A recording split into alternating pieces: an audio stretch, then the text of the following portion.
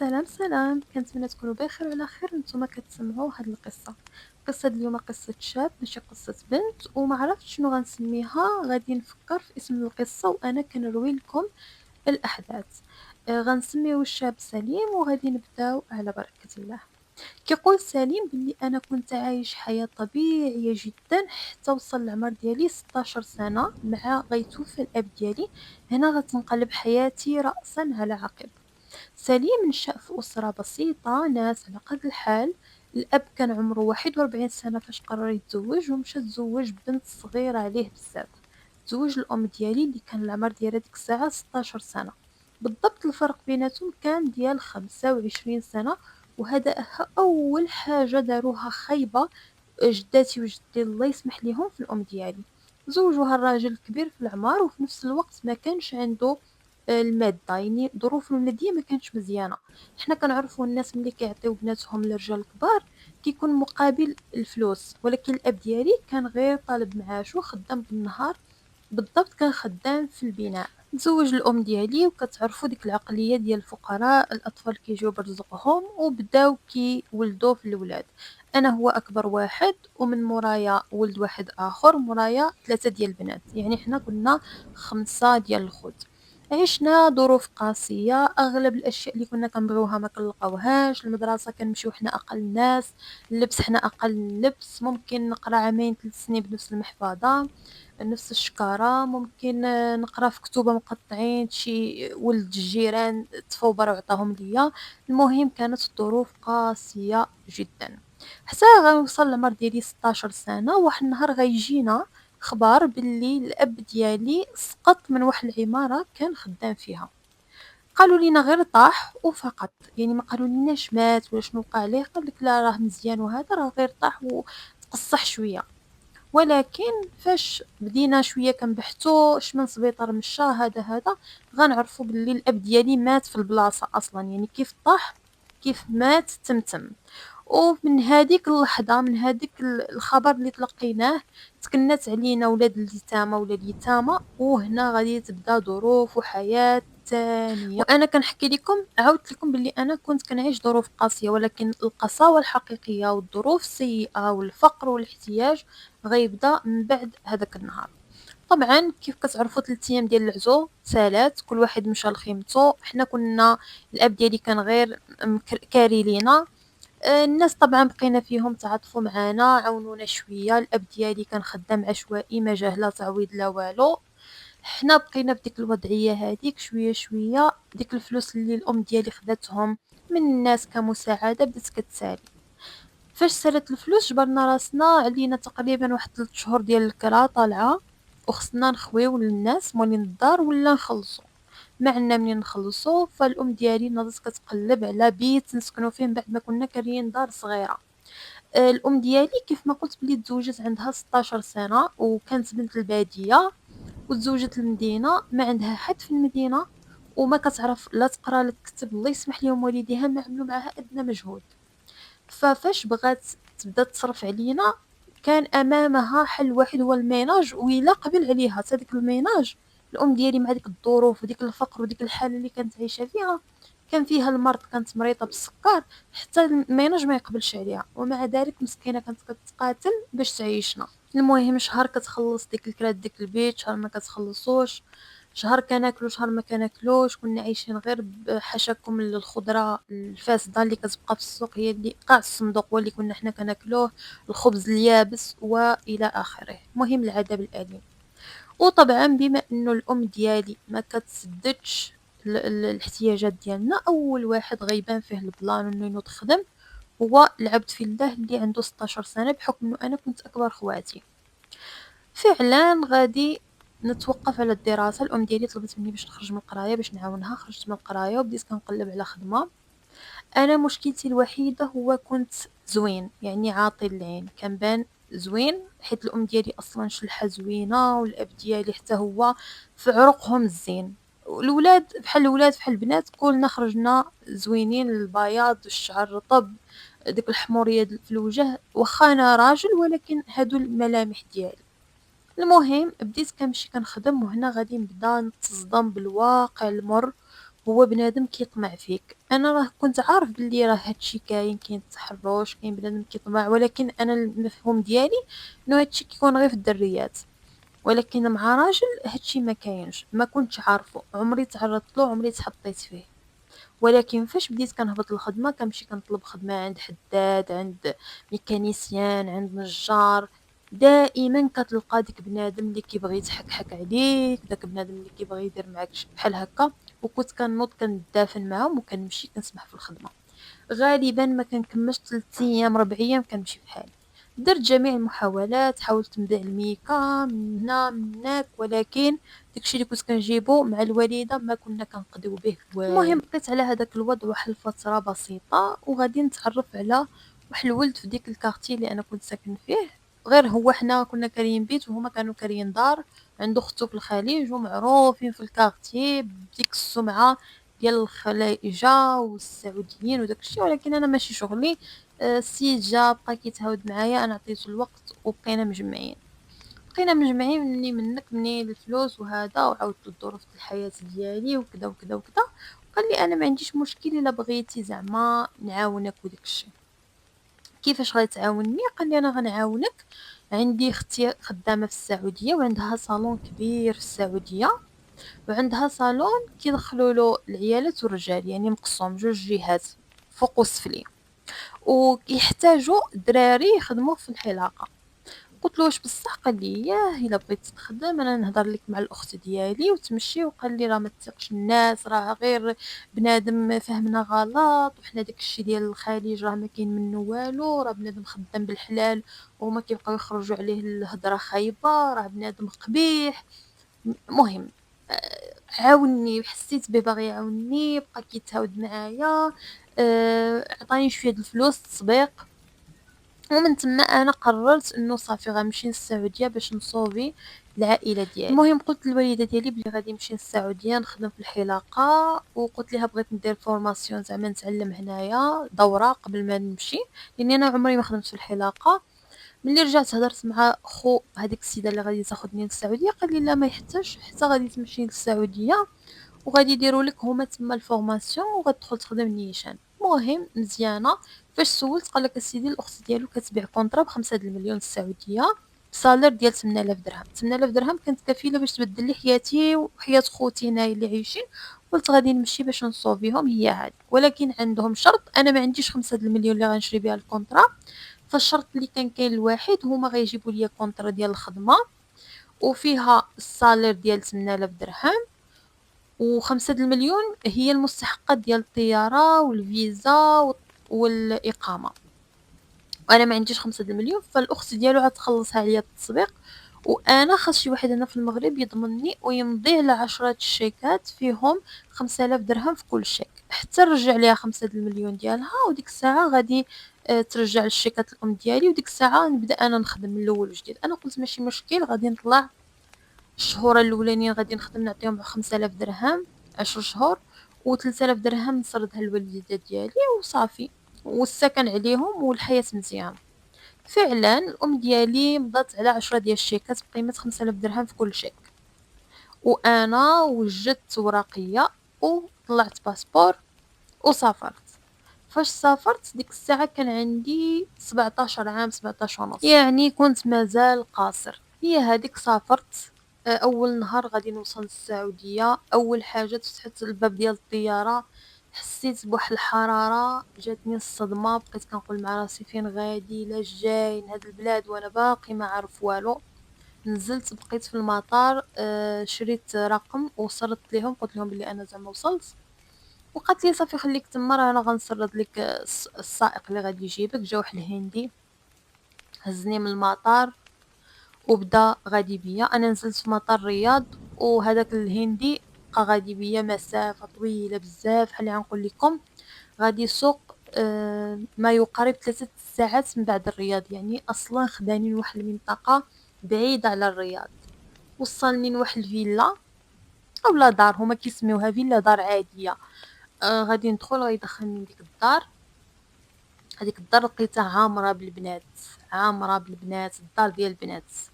لحد هاد الساعه هادي انا باقي ما شفتش هذيك السيده اخت هذاك الولد. انا ديجا كنعرفها بوجهها، ولكن تما باقي ما تلاقيتش بها. المهم دخلت لتما، تلقات لي واحد البنت قالت لي سير لهداك البيت، عطاتني واحد البيت ديجا لقيت فيه جوج دريات، يعني عاطين لي بيت مع الدريات. قالوا لي بقى هنايا حتى تجي هذيك السيده باش نعرفوا يعني فين غادي تديرك. فعلا بقيت تما واحد 3 ساعات، وغادعه غتجي هذيك السيده. قالت لي كيف كان الطيران، كيف كانت الرحله، تهودت معايا شويه هكا، وقالت لي صافي سير ترتاح. قلت لها واش زعما ما غاديش تاخذيني نشوف البلاصه فين غادي نخدم وهذا؟ قالت لي لا ماشي دابا، من بعد، حتى من بعد، ماشي دابا، سير دابا حنا مشغولين. صافي انا مشيت، عطاتني هذيك السيده عطاتني بلاصه واحده اخرى. قالت لي راه كاين واحد الولد معاك، ولكن داك الولد باقي ما جايش، راه شويه وغيجي. صافي هي هذيك انا دخلت بدلت عليا، دوشت، نعست هذيك العشيه حتى لغدا لهيه. يعني انا ديك الليله ما هضرني حد، ولكن هذيك الليله انا اصلا ما حسيت فيها بوالو، لاني دخلت عيان، نعست، ما فطنتش، ما يعني ما عرفتش شنو الاحداث اللي وقعوا في الليل، ما عرف والو.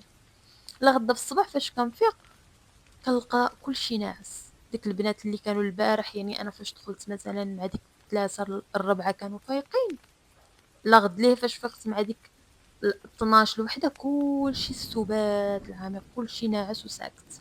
المهم بقيت انا جالس في بلاصتي حشمان، ما عارف فين غنمشي غنجي، وانا حسب الخدمه راه كتبدا بكري. انا فقت مع ديك 12، فقت مخلوع عندي، كنت عطلت على الخدمه وهذا، ما هضرني حد، ما كاينش اصلا اللي يهضرك. المهم بقيت جالس ما شويه مع داك الجوج، بداو البنات كيتحركوا، بداو كيديروا صايبوا الفطور، تجمعوا، ما يبداو يعيطوا لي ديك البنات كيقولوا لي اجي زعما جيت تفطر. جلسوني معاهم، داروا لي بلاصه. المهم ديك البنات كيشوفوا بعضياتهم وكيتغمزوا وكيضحكوا، وما يسولوني. قالوا لي شنو سميتك، منين انت؟ بقيت كنهضر معاهم كذا كذا كذا. صافي هي هذيك، وهي وحده فيهم تقول لي اش جيتي دير؟ غادي تخدم في الصالون ياك؟ وكتشوف صاحبتها وكتضحك، ونقول لهم هي راه جيت غنخدم في الصالون وهذا.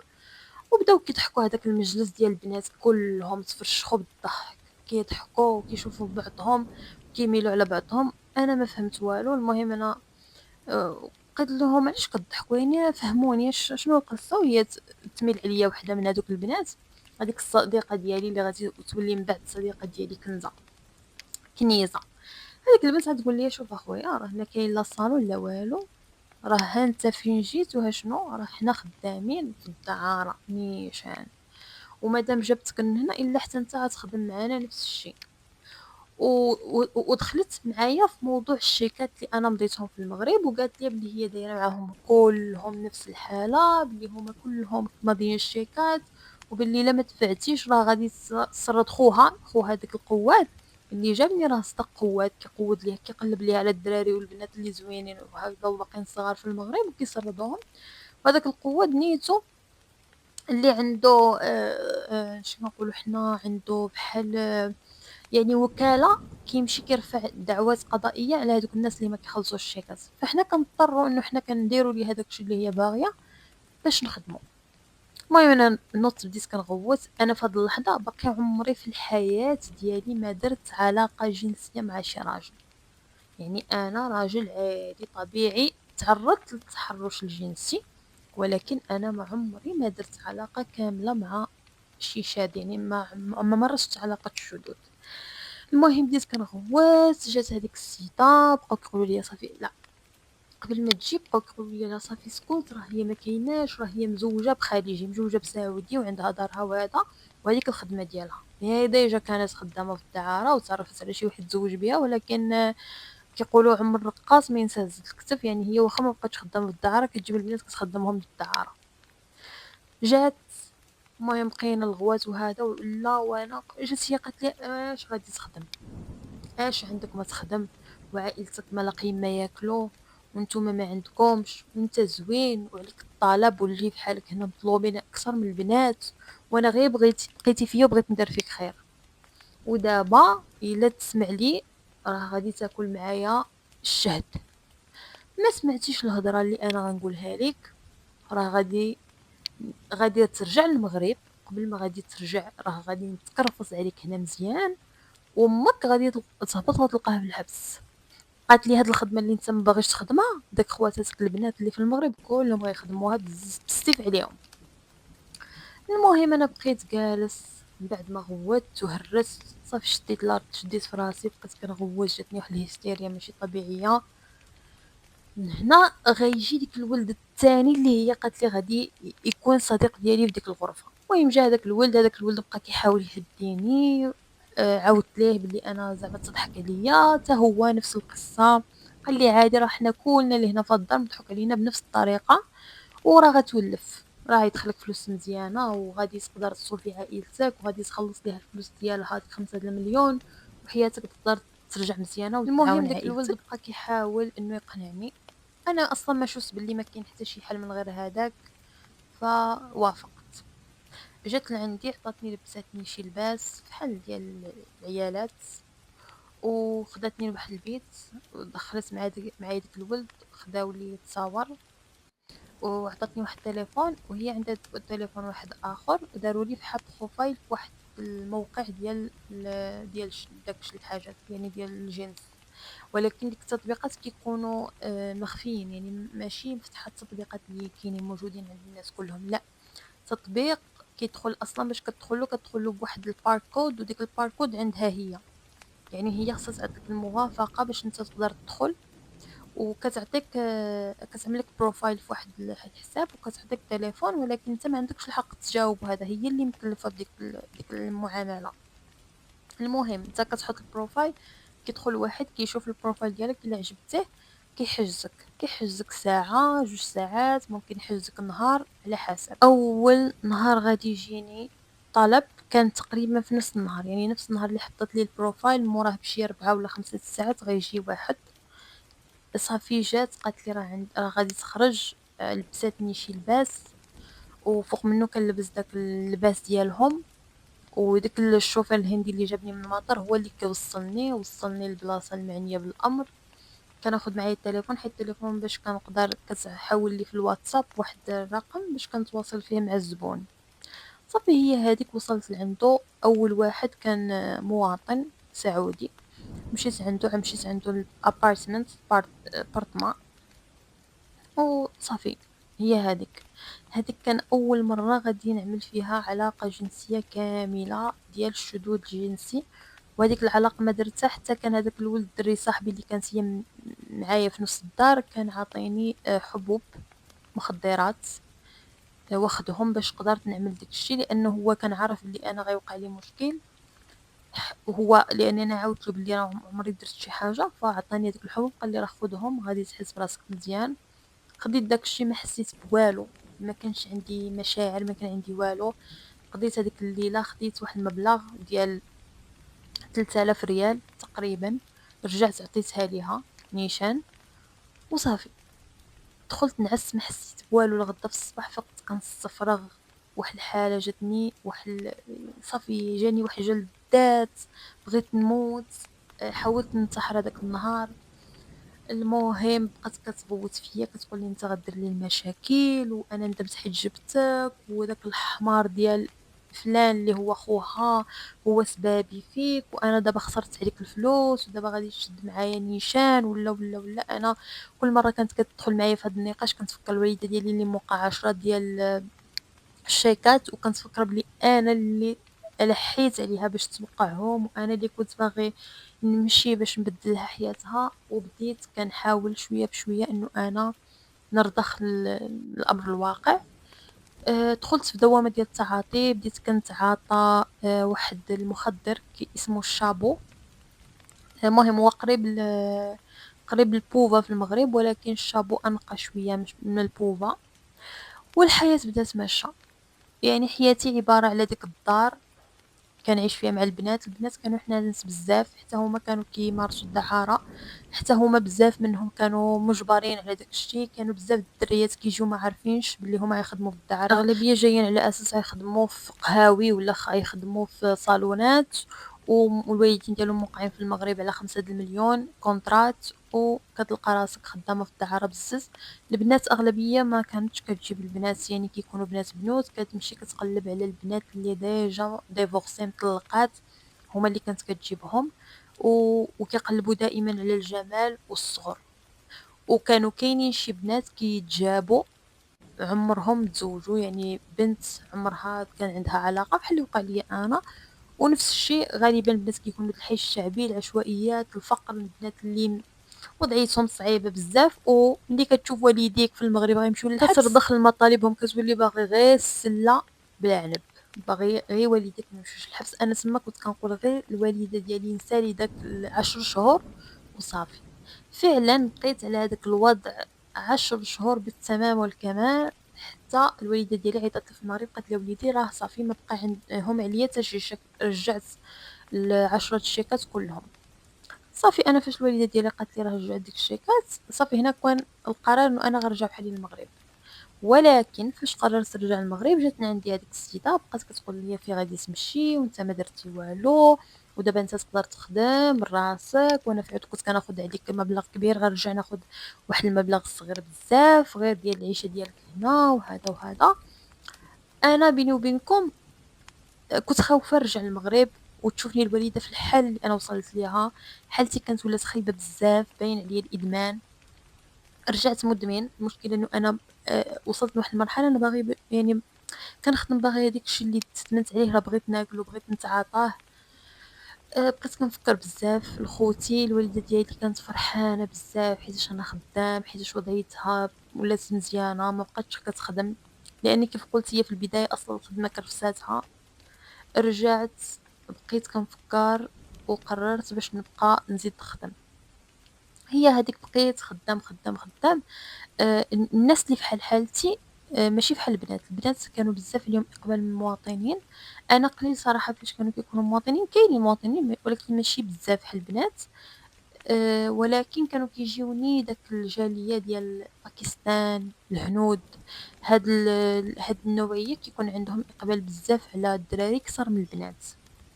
فهذه اكثر حاجه كانت خايبه، انك كتخرج مع هادوك الجنسيات حتى النقاء قليل فيهم. ولكن صراحه كانوا دفين، يعني كانوا كيدفعوا مزيان حتى حسنت من المواطنين. فانا كنت كنخرج معاهم ما بين فتره وفتره، وبقيت على داك الحال تقريبا من بعد ما كملت الدفع ديال الديون. تقريبا زديت معاها 10 شهور اخرى. هنا غنتعرف على واحد الباكستاني. هذاك الباكستاني بقى كيطلبني، يعني دائما كيجي كياخذني، حتى هذاك الباكستاني ولا كيقول لي ما تبقاش تخرج، ما تبقاش تخرج وانا غادي نخلص، يعني داكشي اللي انت غيجيك في النهار انا نعطيه لك. كان خدام مزيان، كان عنده شركه في السعوديه، كانت وضعيته الماديه مرتاحه بزاف، يعني كان مستثمر، ما كانش غير شي واحد هيدا عادي خدام الخدمات العاديين. المهم فاش بقينا يعني دائما بقى كيجين عندي، بديت شويه شويه بقيت كنعاود له قصه الحياه ديالي. حكيت ليه بلي انا غير تنصب عليا، بلي ديك الطريقه انا ما كنتش باغيها، بلي اضطريت اني نعمل داك الشيء. بقيت كنعاود ليه على الوالده ديالي، على خوتي.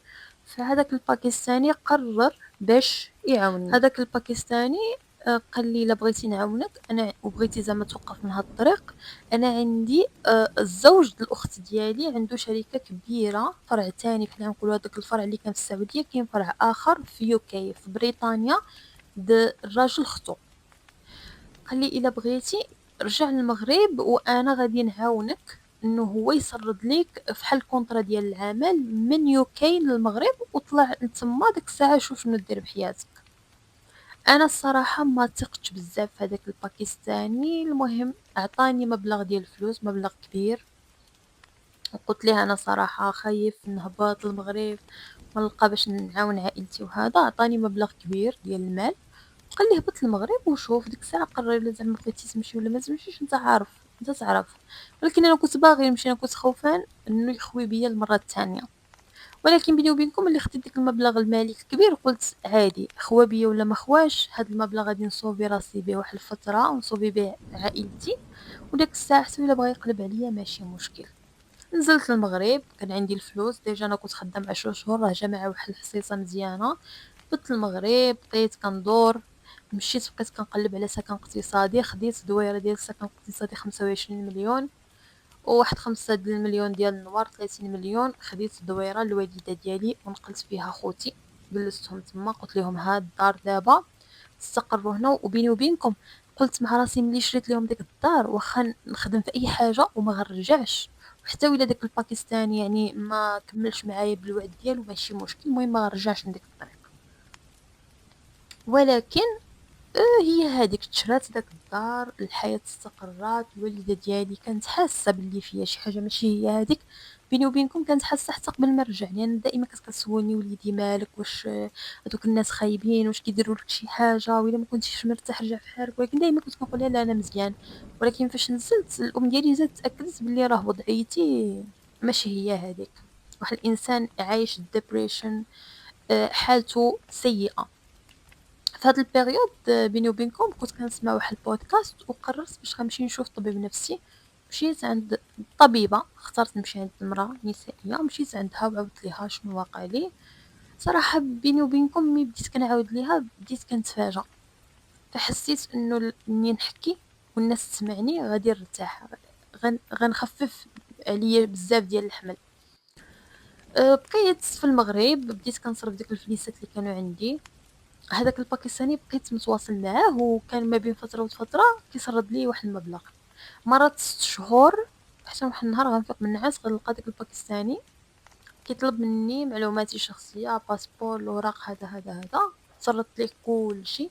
موراها ب3 ايام سرد لي كونطرا، قال لي هي كونطرا غادي تقدر تمشي للقنصليه وتاكد وتشوف شنو غادي دير، وانا ما طالب منك والو، 0 درهم.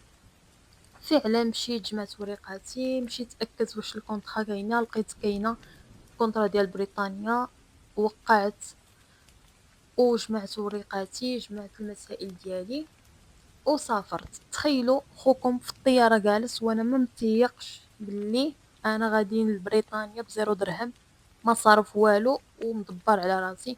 هذاك الباكستاني انا وياه تجمعنا على شي حاجه ماشي مزيانه على الحرام، والله يسمح ليا ويسمح ليه، ولكن انا داك الانسان ما عمري في الحياه ديالي ما غنسى الخير ديالو، لانه فريمون صوفاني وقف معايا. خدمت نيت في نفس الشركه يعني اللي خديت عليها الكونطرا، هي نيت اللي خدمت فيها، لانه هو كيف كان متفق معايا بغيت نخدم ما بغيتش شغلي هذاك نشوف لي بلاصه اخرى. المهم يعني هو دخلني بطريقه قانونيه، بقيت خدام معاهم، خدمت تقريبا عام.